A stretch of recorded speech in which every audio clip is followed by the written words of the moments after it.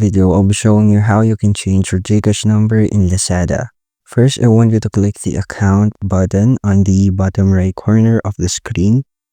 And here you will see this interface. Now, I want you to scroll a little until you see the Lazada wallet. Now, click the view here. And then click the payment options. So how you can change your number here or your Gcash number.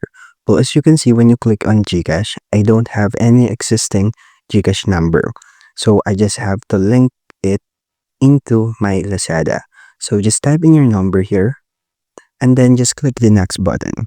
Well, if you have an existing Gcash number that is already integrated inside your Lazada application, you just need to click the Gcash number and then head to the delete payment option.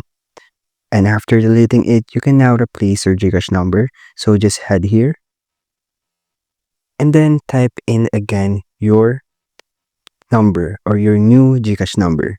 And that's it. After connecting it, you have now successfully changed your Gcash number in Lazada. And that's how you can change your Gcash number in Lazada. And thank you for listening.